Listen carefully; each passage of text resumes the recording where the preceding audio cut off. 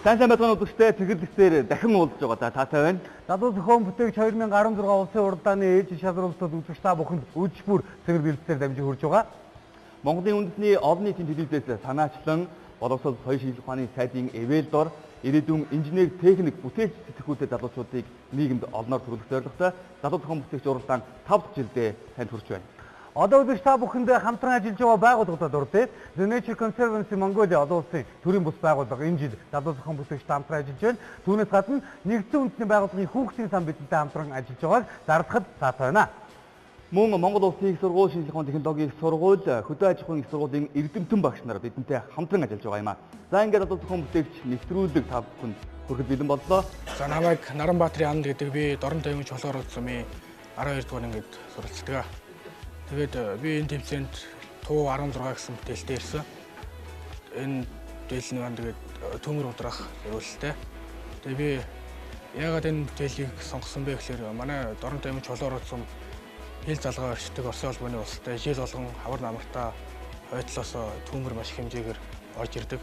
Дорнодоос ирж оролцож байгаа Ананд багштайгаа 2014 онд манай уралдаанд оролцож байсан гал унтраах туу 16 санаагаа энэ жил илүү баяжуулаад шүүгч нарын өгсөн зөвлөмжийг бүтээлдээ тусгаад ирсэн байна. Тал хээрийн төмөр хуурайшил тэгтээ улирал салхины хурднаас шалтгаалan хээрийн төмрийн хурд 20-50 км цаг хүрдэг. Энэ үед тулгардаг бэрхшээлийг одоо хийх бүтээл нь даван туулах шийдэлтэйгээр онцлог давуу талтай гинэ. Харин өмнөх жилийн уралдаанд оролцсон бүтээлийн хувьд Сумын-Гатар баруун талаар тал хэр нэг хэсгэн газар төмөр арсан.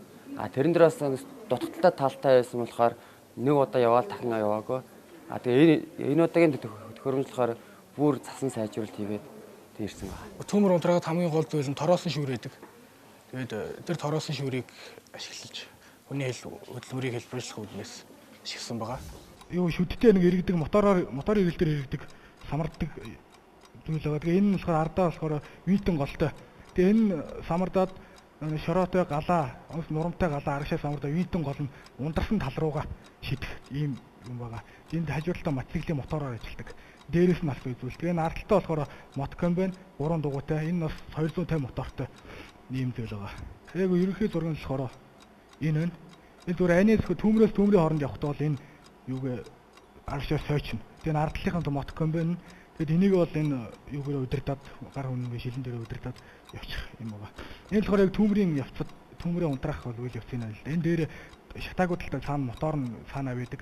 Тэгээ энэ болохоор нөгөө нэг самардаг юм маань байгаа. Тэгэд энэ маань самардаад артлаагаа винтэн гол руугаа галтай нурмаа гэдэг винтэн гол маань эргүүлээд цаатал руугаа шатсан тал руугаа юу баал болгож хаях ийм бүтээл байгаа. Тэгээд бүх юм маань бэлэн болсон тэгээд ухсрах ийм юмтэй бүтээл байгаа.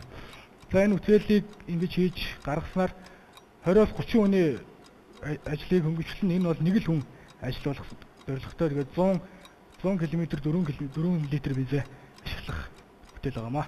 Андаа асуух нэг асуулт байна. Өмнөх тэмцээнд оролцож байсан гал унтраах одоо төхөөрөмж гэх юм уу да? Тий. Гал унтраасан уу? Унтраасан бол ямар үр дүнтэй байсан бэ? Алдаа нь юунд байна? Өмнөх нь болохоор трактораа чирдэг байсан.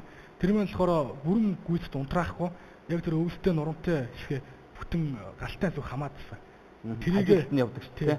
Тэрийгээ бүр аргашаа самардаад витэн голоор бүр унтраагаад шатсан тал руугаа хаях. Тэр шатж байгаа өвс чи өөрөө тэгээ энэ голоор дамжаад нөгөө тийшээ гарах уу? Тэр чинь суул зүйл биш шүү дээ. Тэгээ нөгөө нэг моторын эргэлтээр байгаа болохоор ажиллаж байгаа. Эхлээд яхан шатж байгаа өвсөө хадах юм уу? Үгүй нөгөө нэг ургаалтаа өвсийг чи унтраагаад унтрааснаагаа тийшээ тийм шатсан тал руугаа. Тийм.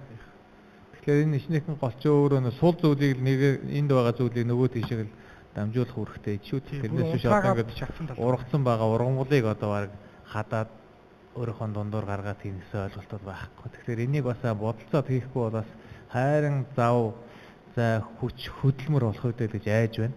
Ичнийхний чи эргэлт бол одоо явж байгаа тэр мотоциклын урднаас хамаагүй өндөр эргэлттэй үжил ийшээ шидэн шүү дээ. Түүнээс биш эргэлт чи хэрвээ бага болоо зүгээр дээгүүр нь нэг эргэл авчих нэг. Хоёр ч юу нэхтэр шатаа дуусчихсан үнсийн шороотой цуг ийшээ гэж хэлдэг л чи эхлээд дангаар нь ичнийхээ ажиллаж үзээрэй. Би бол их л хүнд баг. Ер нь ажиллахад бол наач бол хүнд юм харагдаж байна. Тэгээ жил дараалал ингэж энэ бүтээлийг хөгжүүлж байгаа учраас одоо гарч ирээд дутагдaltaй шийдлийг шийдсэн хэлбэрээр хөгжүүлсэн зүйтэй байх гэж бодож байна. Одоо ард чинь нөгөө тусал дэмжиж байгаа бид нар багш нар чинь байгаа шүү дээ, тий? Байгаа. За ингээд гэрэл авч үндгээ гарна. Нэг ногоон гэрэл. Хоёр ногоон гэрэл. Гурван ногоон гэрэл. Тийм ээ. Тал хэрийн төмөр унтрахад үнтэй үнэмэр орсон нь шүү дээ. 2 дугаар шатууд 20 хоног байгаа. 10 хоног байгаа. Амжилт бүтээл агчраа. Баярлалаа.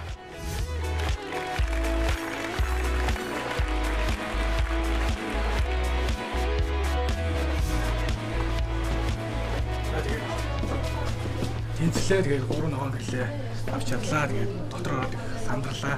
Шүүгчд маань маш олон хэрэгтэй зөвлөгөө өглөө. Тэрийг бүтээл дээрээ хэрэгжүүлэх болно. Гэршээ үед бол харахад хүмүүстээ харахад аягүй сандарч байна. Зарим нэгэн жоохон дутуу ярьлаа. Тэрийг бас нэг мэрэгэн шүүгчнэр болохоор их үнэтэй зөвлөгөө өгч байна. Тэрийг болохоор дараагийн шатанд аягүй хэрэгжүүлэх болно. 2 дугаар шатандаа тэгээд бүтээлтэйгээ ирнэ.